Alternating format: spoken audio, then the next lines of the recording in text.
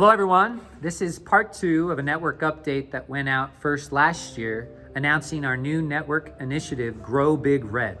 If you haven't yet watched that first video, you'll want to go to our YouTube channel and do so for more context. As promised, I'm going to unpack the 5 major components of this vision now with great detail, so it might be a little longer than normal. Thanks for your patience. Number 1 is annual visits. The idea is that myself and probably members of my vision team will try to meet with every lead pastor every year.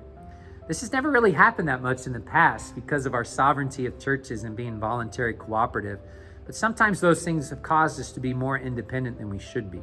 We've done a lot to try to connect our ministers better through groups and events, and this is an effort to connect our ministries at the same level. So we want to come to you. Now, sometimes these meetings might happen through Zoom or in a central location, but for the most part, if at all possible, we're going to get to your neck of the woods. That's why I'm excited we're electing a new full-time executive to assist me with these endeavors in the future. Component number 2 is aligning vision. We're not trying to come in and tell you what to do or what you're not doing right. In fact, the exact opposite. We want to hear, what's your vision? How are you accomplishing our mission across Nebraska? Healthy ministers leading healthy ministries that multiply will only get stronger and be enhanced when we hear the creative, unique ways that you're doing this in your neck of the woods. We've got some components we're always trying to achieve: emerging leaders, investing in the next gen, planting churches and global workers, a healthy vision fund for resourcing. None of these things happen without you. If they're not happening in our local churches, it's not happening. That's why we're the Nebraska Ministry Network, and we want ministry to be a centerpiece of what we focus on moving forward. Component number 3 is ACMR Vouchers. These are national reports that pastors are filling out right now for 2023. Please continue to do so. But when this time rolls around next year, we're going to offer as a network to fill that out on your behalf with the data that we glean from these connections. We'll have an online document that we'll work on during the meeting that you can go back to anytime you want to update.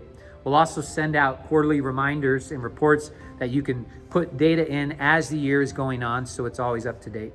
We learned a lot about this through our DAC 2-year assessment process. Before we implemented that, the presbytery made decisions for some of those churches based on incomplete reports and subjective opinions, where all of the decisions we're making now through that system are based on objective facts, the data that we've gleaned from this system. And so I'm excited to try and approach like this for better connection with all of our churches moving forward. Component number 4 is adjusting views. We want to help establish great ministry goals of growth in your context.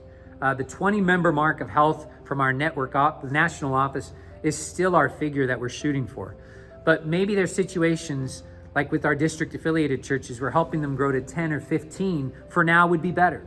Or what about some of our churches that are above the 20-member mark? When was the last time you were challenged to grow in a meaningful way that connected with your current mission? How can we help you grow from 20 to 30 to 50 to 100 and keep moving forward down the road? We want to come in and look at the number of people in your area, number of churches, and how we can put all that together for appropriate goals. We want to give you resources, some that we've created, some that we've mined from other organizations, and many we've gotten from our national office to assist as we try new things down the road. And then component number 5 is adding variety. The whole concept here is we want to invite non-AG churches and pastors to join us as partner pastors and cooperative churches. This is something that's been in our bylaws for a long time, but we never really had any strategy for it. Well, this is that strategy. I talk to people outside the AG from time to time who love some of our components, the emerging leaders and planting churches and so on, and they want to be a part of our network. Well, why can't they? In fact, I think we're in a season now where we need to work together across denominational lines to build the kingdom of God. So how's that going to happen? Is it going to be me going and meeting them all and inviting them? Well, probably not. It's going to be the same way visitors show up at your church. It's when your people invite them. And who are the people of the network? That's you and me, our network pastors and churches. I want to encourage you, build those connections with churches in your area, because God is positioning the AG to be a leader in working together during this season. So many of those churches are dealing with the challenge of raising up new ministers, the challenge of changes in our culture, coming back from COVID. And God's given us some tools and some things that we've done that I believe are working that could benefit them as well. We will truly be stronger and better together. So that's the 5 components in a nutshell. If you have any thoughts or ideas or questions about these, please let me know. We've already started these meetings in January, and I have several more prepared for February. So hopefully I'll be seeing you very soon. Until next time, always walk holy, work hard, and worship Him. God bless.